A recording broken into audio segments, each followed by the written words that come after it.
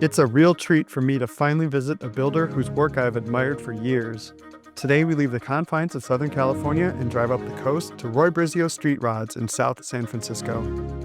One of the country's premier hot rod builders, Roy is a 3-time recipient of the prestigious America's Most Beautiful Roadster Award, and his shop is lined with dozens of other awards and trophies. What's it take to run a successful shop that turns out work at such a high level? Let's go behind the build to find out.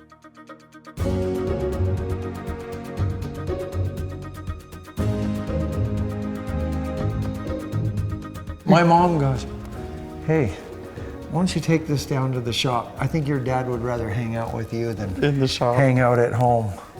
In fact, we had some people here from Australia a couple of weeks ago, some girls and their husbands, and they said, "Can we sit in that car and take a photo?" I go, "Yeah, but be careful.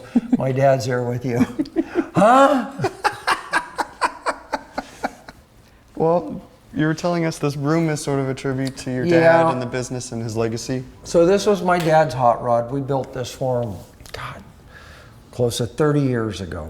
And when my dad passed away, we kind of tributed this room to him. And we had a big celebration of life party here for him. And he drove this car over 200,000 miles. A little small block Chevy with an Edelbrock carburetor, just ran perfect. It's kind of a philosophy too that you've carried into the cars that you build for customers too, right? Sort of a car that's able to be driven. Our deal was always kind of, let's build straightforward hot rods that people could get in and drive, and they're pretty straightforward. You know, if we're going to make a statement, it was usually done by paint and wheels and tires and stance, but not where it was so overly built that it was crazy and we were going to have problems, because you can have enough problems out on the road in these cars without adding to the problems. We're going on 48 years this year doing these hot rods. That's incredible. Yeah, we've had a good run and have a lot of fun. And you do, like you said, you've driven this car all over the place too, right? This was a project we did with B&M Superchargers in 1988. Put 60,000 miles on this car, but that 1 year, we put 20,000 on it in 1 year. Wow.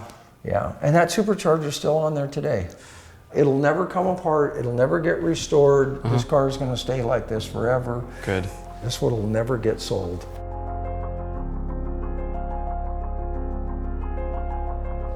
This is the shop that I've seen in pictures. Yep, this is a working shop. We moved here in 2000. I started out in a little shop in San Bruno, which was 2,500 square feet. So when I found this building, we thought, this is more than I think we need, but within a year or two, we were filling it up, and it's worked well. Yeah. We've always kind of kept this area here, the assembly area, and then in the back of the shop, the dirty work. And the mechanical work kind of works up in here. In addition to building cars from the ground up, you do maintenance work. We do and a fair amount of service work for our customers that we've built cars for, and most of it is like prepping them for the summertime. And some of these cars actually come back and get restored. Yeah. I like this Ford pickup. It's chopped 1.5 inches. I don't know if you noticed that. No, I didn't notice that. This one over here is all original. Oh, okay. And they both belong to the same person, Ross Myers out of Philadelphia. That was his father's original truck, and this one is his truck. They're not going to be exactly the same. One's more of a hot rod, actually, and then this will be completely restored back to original because he wanted to have his dad's original truck. Yeah. So this is kind of a mild custom hot rod.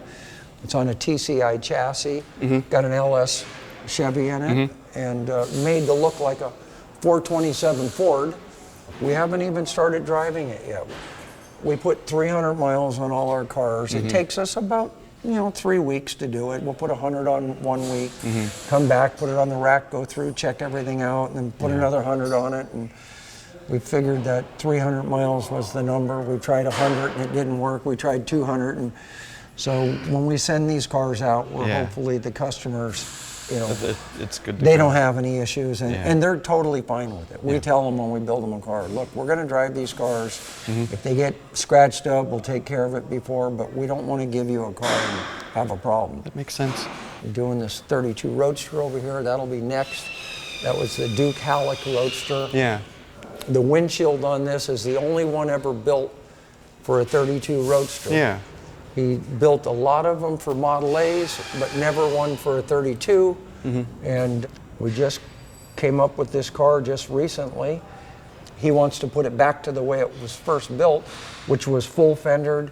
It had a Cadillac LaSalle grill on it, but it's hard to find any original material written up about this car, because Hot Rod Magazine is always the one you go, hey, let's go back to Hot Rod and find it when it was in a magazine. This car didn't have a lot of notoriety, and it's luckily that the windshield and body stayed intact. Yeah. And it all worked out. Yeah. Before we go back to your working area, you said this is your car. Yeah, don't tell anybody. I've had this 18 years, and it shouldn't even be in the shop. I actually need to do a little work to it. I'm going to take it on a cruise this year with a bunch of Shelby guys, and I'm not even in the Shelby club, but I got invited. And I was lucky enough to buy this from the original owner. Yeah. And it's a supercharged car. It came from the factory with a Paxton supercharger, and 11 cars were ordered right from Shelby, and this is one of them. Wow. And at the time, I didn't realize how rare a car it was. Yeah. But the gentleman that owned it, he used to come in my dad's tire shop when I was a kid. So the first time I saw this car, I was about 10. Fast forward 20 years, we built him a hot rod. And he still had this car, and I just said, hey, if you ever sell that car, I'd be interested. And he's like, yeah, sure, kid, And so the time came, and I went, oh my God, I got to sell something. I got to buy this car. And I've been lucky that I bought it, and it was, never knowing how rare the car turned out to be. Sure. And I wanted it just because I thought it was cool. And so I'm very fortunate to have it. This is a car we built about 25 years ago. It's actually a 354 Chrysler. Yeah. And when we originally built it, we had an automatic transmission in it, and the guy wants to put a 5-speed in it. He's same owner, Cliff Hansen. He's owned it all these years. And he's like, I should have put a 5-speed in this when we built it. It's a real hot rod. And so we're doing it now, which it isn't always easy to do after the car's done. Sure. But you can see we're getting it in there. So here's our Willys projects that are huge. If anybody's ever built original Willys coupe out there, they know what I'm talking about. Finding a good car, one of these, is so difficult. For some reason, I guess they all rusted. And you could swap any of these bodies, and honestly, they're all terrible. But all 3 cars are on Art Morrison chassis. We've done 2 other ones with Art and had great luck with their frames. We've got Kugel rear ends in them, so they're full independent. Okay. This got an LS engine in it. Yeah. And it's built by Don Hardy race engines in Floydada, Texas. And if you look at it, it's got like a little Hemi head on it, like a little Dodge Red Ram, and they're actually just coil covers, but that's an LS engine.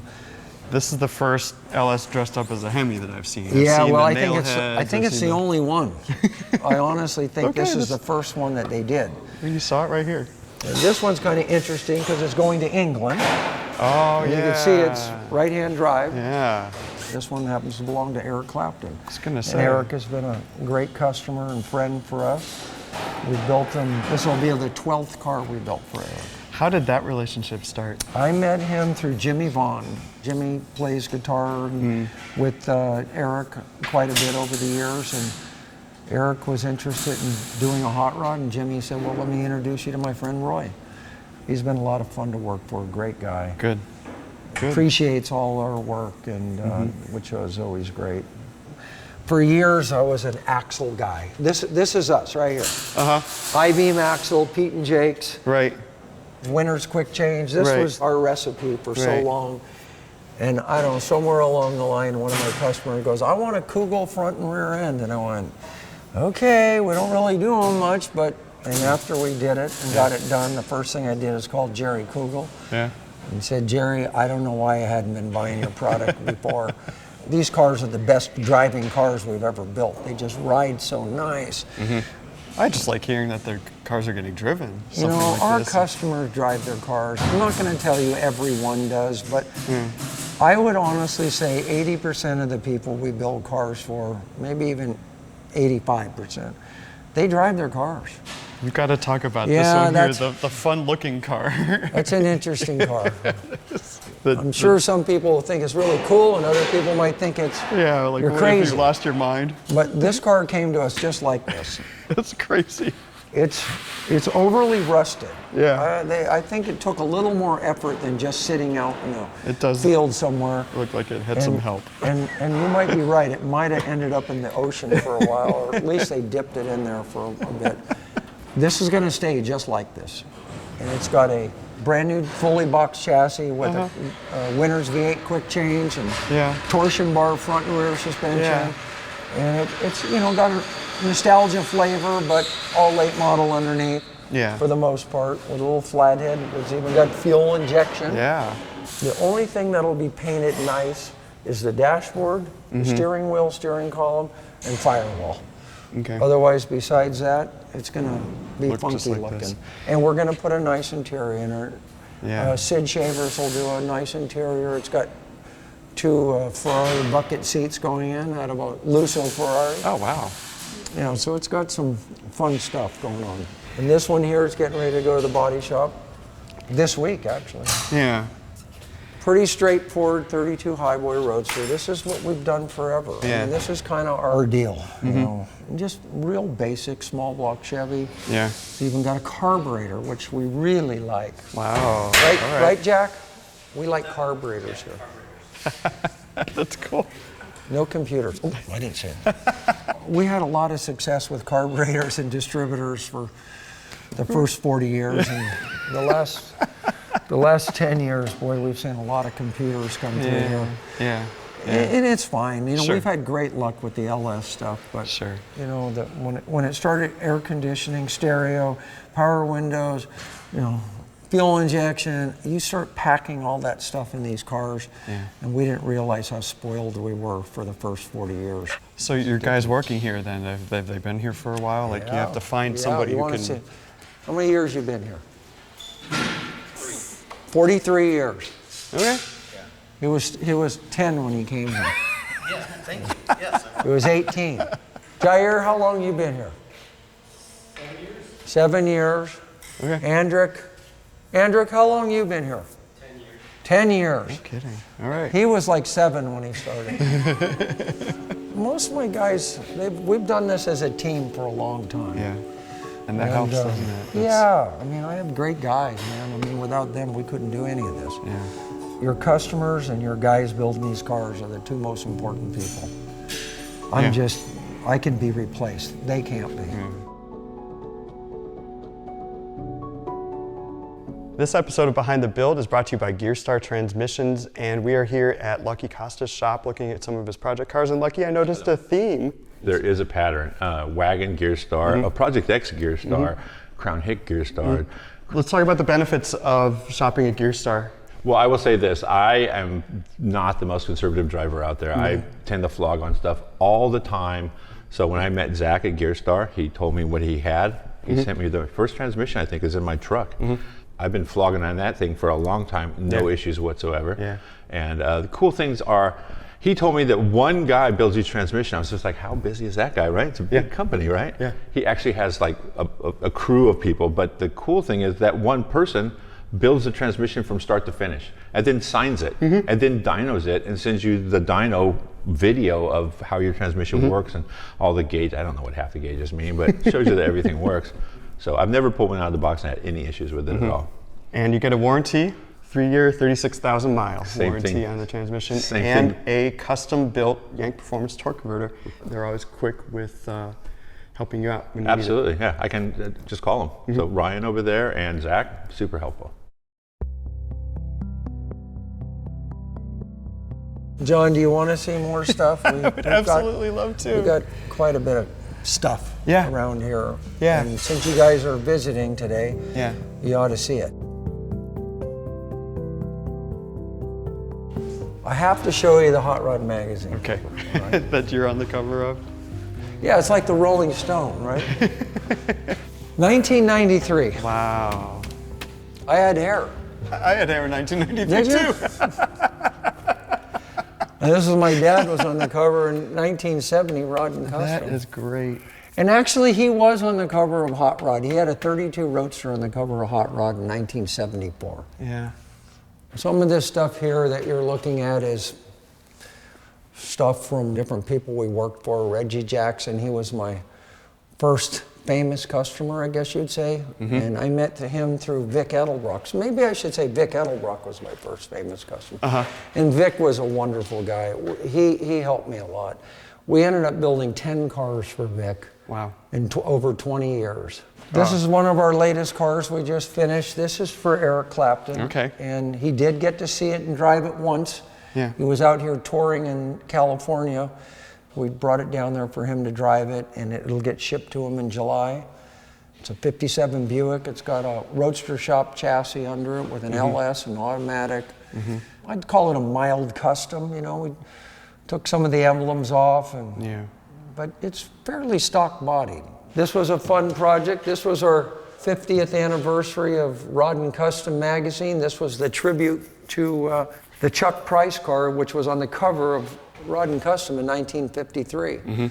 Luckily, they called me and asked me if I'd be interested in doing a replica of the car, and I said, yes, I'll own it. You guys do the story on it. Yeah. Won't cost you any money, and so Rod and Custom loved that. And we drove it on the first AmeriCruise. Wow. And I've been driving it ever since. Come on, I'll show you some more cars. All right.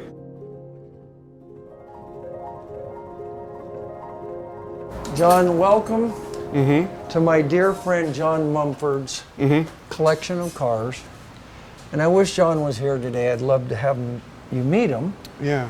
But these are some of the cars we built for him here. Wow. But there's a couple really special cars here that I thought you'd enjoy. So this car we built in 2013. Yeah. And we won the America's Most Beautiful Roadster with it. Yeah. And it was actually started years ago by a guy named Kelly Brown.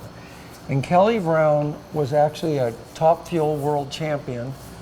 And it got stalled, and Kelly decided to sell it, and I didn't know him, but I went and looked at the car, and John wanted a 27T track roadster, and we already had a body, and we were getting ready to start it, but this car was already started. And it had such a beautiful nose on it. Wow. Yeah. So Yeah. we ended up buying the project and building the car.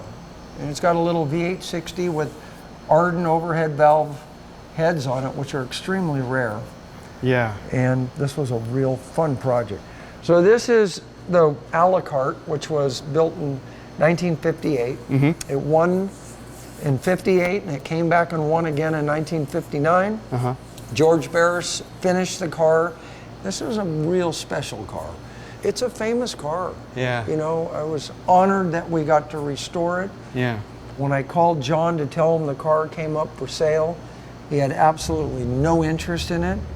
I wore him out. I said, John, you gotta buy this car. And he goes, I never liked it when it was built. He goes, I always thought it was ugly. And I go, I know, but it's such a special car. And I finally wore him out enough that now he's happy he has it. This car was in the shop for about 2 weeks. And honestly, in that 2 weeks, I had people calling me begging, will he sell that car? Will he sell that car? Wow. Leave it there, just restore it for me. And I said, okay, John, here's your out if you want to sell it. Yeah. And then John was fortunate enough to get this car. That's a Sam Barris Merc. Yeah. Sam Barris bought that brand new in 1950 and chopped the top right away. We think it's the first chopped top. We can't verify it, but if it's not the first, it's the second. But you'll get a kick out of this. Cover of MotorTrend, 1950. 51. 51, Yeah, yeah. December 51. So Yeah. it was chopped in 50. And this is a brand new car. So how many people would take a brand new car and chop the top? I am still in shock after seeing all the cars Roy has stored in his building, and I assure you, this is just a fraction of the collection. If you love 32 Fords that can be driven on a cross-country road trip, Roy Brizio is the builder for you. That's no mean feat either, building a car that can win some of the country's top awards and can also be driven to the shows handing them out. That's not an easy combination. What's your favorite car in Roy's shop? The chopped 1950 Merc, Ross Meyer's F100, or how about the rusty 37 Ford? Let us know in the comments. And while you're at it, give Roy Brzio Street Rods a follow on Instagram and Facebook so you can stay updated on all these cars. Keep following us at HOTROD too as we continue to go behind the build, visiting the top shops in the country. Let us know where we should go next.